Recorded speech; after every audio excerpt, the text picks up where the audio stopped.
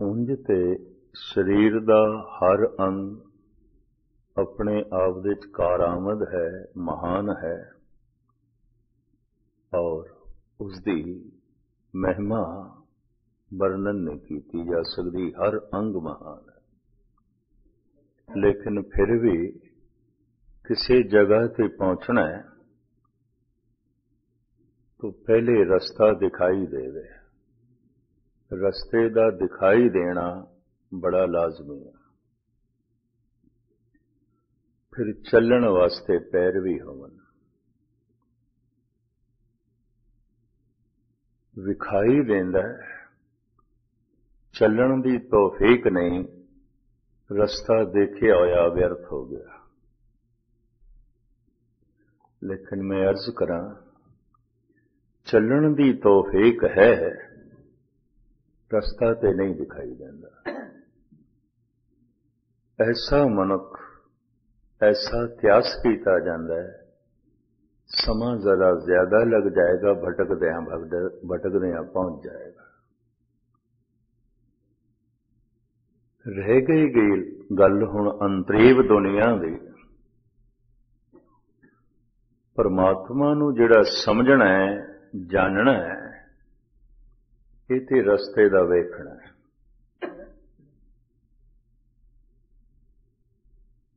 इस तरह के जानकार, जानन वाले, रस्ते नूं समझण वाले, इन्हां दी तादाद बथेरी है, घट नहीं है।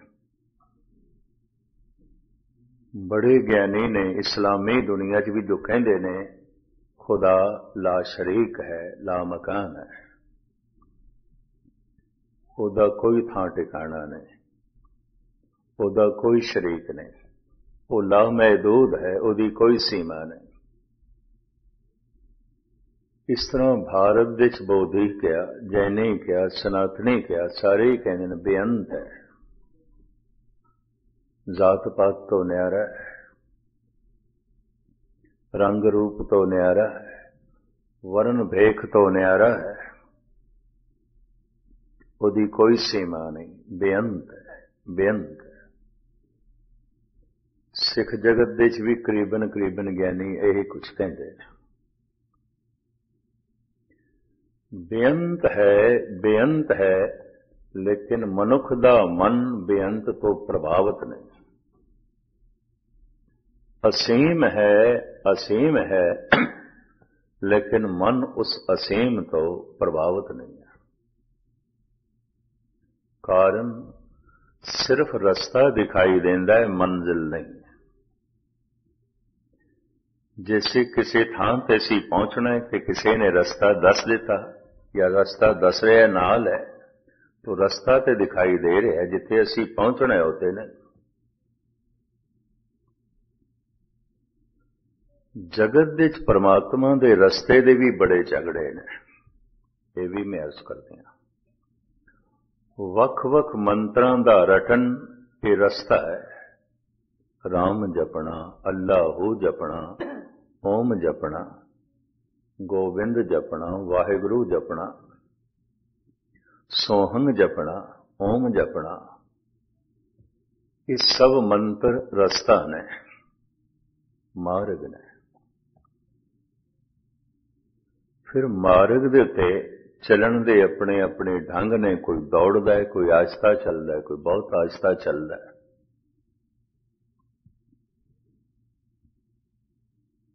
तो चलन दे और रस्ते दे इतने झगड़े ने, अक्सर मनुख रस्तियां च ही रह जाता है। क्योंकि गल रस्ते दी मंजिल दी ते है नहीं। कई दफा चल चल के मनुख जब थकदा है, टुटदा है, ते पहुंचदा नहीं, रस्ते बदलदा भी है। ये भी मैं अर्ज करते हैं, क्योंकि मजहब बदलने दे बदलना, धर्म बदल लेना, शायद उत्थे कोई गल होवे।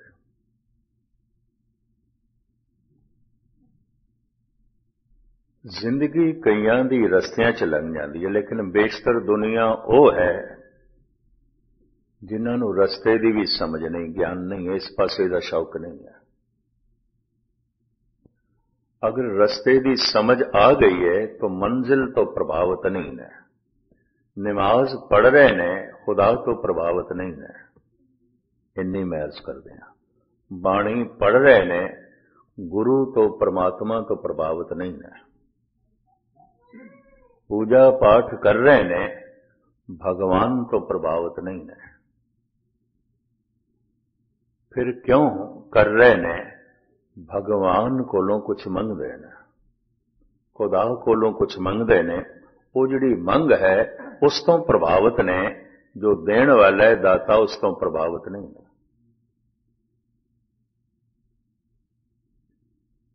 और मंग नाल कई दफा इस तरह जुड़ जाते ने, इस तरह जुड़ जाते ने, देण वाला ते कदी चेता ही नहीं आंदा। दात प्यारी विसरिया दातारा, कदी चेता ही नहीं आउंदा, उसकी तो कदी याद ही नहीं आती। उसकी दात प्रभावित कर रही है, दाता प्रभावित नहीं कर रहे है। चूंकि दात प्रभावित कर रही है, दात होर मिले तो कोई नमाज पढ़ रहा है, कोई पूजा पाठ कर रहा है, कोई बाणी पढ़ रहा है, कोई गुरुद्वारे जा रहा है, कोई मंदिर मस्जिद जा रहा है। सब दात नाल जुड़े हुए ने। दात दी मंग, दाते दी कोई खबर नहीं, मंजिल दी कोई समझ नहीं, रस्तियां दी थोड़ी बहुत समझ है। भी इस रस्ते ते चल के शायद इस दात दी प्राप्ति हो जाए, इस मंत्र दे जप नाल, इस तरह दे पूजा पाठ नाल, इस तरह दी साधना नाल शायद ऐ चीज मिल जाए, ऐ वस्तु मिल जाए। तो सारी दुनिया विच इस तरीके दे नाल धार्मिक लोग करीबन 99% ਉਹ ने जो दात लई सब कुछ एक कर रहे ने, दाते लई नहीं, दाते तो प्रभावित नहीं। जब दात तो प्रभावित ने ते दात लई कुछ कर रहे ने, तो गुरु अर्जन देव जी कहते ने ते व्यापारी ने। कोट मधे को बिरला सेवक, होर सगले व्यवहारी। इन्हां नमाजियां दे च, इन्हां पूजा पाठ करन वालियां दे च, इन्हां बाणी दा जप करन वालियां दे च, मंदिर मस्जिद गुरुद्वारियां जाण वालियां साहिब कहते कोई करोड़ां च एक अध सेवक होंदा है जो दाते तो प्रभावित है, परमात्मा तो प्रभावित है, खुदा तो प्रभावित है, ईश्वर तो प्रभावित है। और सतगुरु करोड़ां च एक कह रहे हैं। चलो ये मैं गिनती भी थोड़े सामने रखते हैं जो अनुभवी पुरुषों ने की है। किसी मस्जिद विच 10,000 के करीब नमाजी होन, किसी चर्च दे 10,000 मनुख बैठे उन्हें प्रेयर करने वास्ते, किसी मंदिर विच 10,000 का किधरे इकट्ठ होवे पूजा करने लई, दर्शन करने लई, ते किसी गुरुद्वारे च किधरे 10,000 के करीब सत्संगी बैठे होवन, उन्हां च एक जगियासू हुंदा है। जाग पिया, थोड़ी समझ आ गई, पता चल गया, परमात्मा का पता चल गया, समझ आ गई है। मैं दात तो प्रभावित सी, दाते तो प्रभावित नहीं, दाते के प्रति जाग पिया, दाते तो प्रभावित हो गया, सिर्फ प्रभावित होया है, सिर्फ प्रभावित होया है। पहले दिन वाले कहे शब्द में जरा दोहरा ही दिया, जिस तो मेरा मन प्रभावित नहीं, मन उसकी मंग नहीं करता। मन जिसकी मंग नहीं करता, मन उसनों याद भी नहीं करता। मन जिसनों याद नहीं करता, ये शरीर उदी प्राप्ति लई कोई उद्यम नहीं करता, कोई मेहनत नहीं करता, कोई समा नहीं कढ़दा, कोई संघर्ष नहीं करता। इस तरह है। 10,000 ਦੇ ਇਕੱਠ ਦੇ ਵਿੱਚ ਮੰਦਰ, ਮਸਜਿਦ, ਚਰਚ, ਗੁਰਦੁਆਰੇ ਇੱਕ ਜਗਿਆਸੂ ਹੁੰਦਾ। ਫਿਰ 10,000 ਦੇ ਕਰੀਬ ਜਗਿਆਸੂ ਹੋਵਨ ਜੋ ਥੋੜੇ ਜਾਗ ਪਏ ਨੇ, ਦਾਤੇ ਤੋਂ ਪ੍ਰਭਾਵਿਤ ਨੇ, ਦਾਤ ਤੋਂ ਨਹੀਂ। ਦਾਤ ਤੇ ਹੈ ਜੋ ਕੁਝ ਹੈ। ਪਤਾ ਚੱਲ ਗਿਆ ਪਰਿਵਾਰ ਇੱਕ ਦਾਤ ਹੈ, ਬੱਚੇ ਇੱਕ ਦਾਤ ਨੇ, ਧਨ ਸੰਪਦਾ ਇੱਕ ਦਾਤ ਹੈ, ਜੀਵਨ ਇੱਕ ਦਾਤ ਹੈ। ਸੂਰਜ ਦੀ ਰੋਸ਼ਨੀ ਸਾਨੂੰ ਦਾਨ ਵਿੱਚ ਮਿਲ ਰਹੀ ਹੈ, ਵਗਦੀ ਹੋਈ ਪਵਨ ਦਾਨ ਹੈ। ਬਹੁਤ ਕੁਝ ਜਿਸ ਦਾ ਅਸੀਂ ਕੋਈ ਮੁੱਲ ਨਹੀਂ ਚੁਕਾਇਆ ਤੇ ਮਿਲ ਜਾਂਦਾ ਹੈ। ਦਾਤਾ ਉਹ ਦੇ ਰਿਹਾ ਹੈ। ਲੇਕਿਨ 10,000 ਸਤਸੰਗੀਆਂ ਵਿੱਚੋਂ ਕੋਈ ਇੱਕ ਦਾਤੇ ਤੋਂ ਪ੍ਰਭਾਵਿਤ ਹੋ ਗਿਆ। ਇੱਕ ਉਸ ਨੂੰ ਜਗਿਆਸੂ ਕਹਿੰਦੇ ਨੇ। ਜਾਗ ਪਿਆ, ਨਿਰਾ ਸੁੱਤਾ ਹੋਇਆ ਨਹੀਂ, ਜਾਗ ਪਿਆ। ਮੇਰੇ ਐਵੇਂ ਗੁਰਦੁਆਰੇ ਨਹੀਂ ਆਇਆ, ਕੁਝ ਸਮਝ ਹੈ। ਸਿਰਫ ਐਵੇਂ ਬਾਣੀ ਨਹੀਂ ਪੜ੍ਹ ਰਿਹਾ, ਕੁਝ ਸਮਝ ਹੈ। ਸਿਰਫ ਐਵੇਂ ਹੀ ਨਹੀਂ ਜਪ ਕਰ ਰਿਹਾ, ਕੁਝ ਸਮਝ ਹੈ। ਸਿਰਫ ਐਵੇਂ ਹੀ ਨਹੀਂ ਹੱਥ ਵਿੱਚ ਗੁਟਕਾ ਲਈ ਬੈਠਾ, ਕੁਝ ਸਮਝ ਹੈ। ਉਸ ਜਗਿਆਸੂ। ਇਹ ਆંકੜੇ ਬਹੁਤ ਗਹਿਰੇ ਅਨੁਭਵੀ ਪੁਰਸ਼ਾਂ ਨੇ ਇਕੱਠੇ ਕੀਤੇ ਨੇ ਤੇ ਮੈਂ ਤੁਹਾਡੇ ਸਾਹਮਣੇ ਜੋ ਉਹਨਾਂ ਨੂੰ ਮੈਂ ਪੜ੍ਹਿਆ, ਥੋੜੀ ਜਿਹੀ ਸਮਝ ਆਈ, ਤੁਹਾਡੇ ਸਾਹਮਣੇ ਰੱਖ ਰਿਹਾ। 10,000 ਨਿਵਾਜ਼ੀ ਕਿਸੇ ਮਸਜਿਦ ਦੇ ਹੋਵਨ, 10,000 ਪੂਜਾ ਪਾਠ ਕਰਨ ਵਾਲੇ ਕਿਸੇ ਮੰਦਰ ਦੇ ਹੋਵਨ, 10,000 ਦੇ ਕਰੀਬ ਪ੍ਰੇਰ ਕਰਨ ਵਾਲੇ ਕਿਸੇ ਚਰਚ ਦੇ ਚ ਬੈਠੇ ਹੋਵਨ, ਤੇ 10,000 ਗੁਰਸਿੱਖ ਸਤਸੰਗੀ ਕਿਸੇ ਗੁਰਦੁਆਰੇ ਚ ਬੈਠੇ ਹੋਵਨ। ਇੱਕ ਜਗਿਆਸੂ ਹੁੰਦਾ, ਬਹੁਤੇ ਨਹੀਂ ਹੁੰਦਾ, ਇੱਕ ਹੁੰਦਾ ਜੋ ਜਾਗ ਪਿਆ, ਸਮਝ ਆ ਗਈ।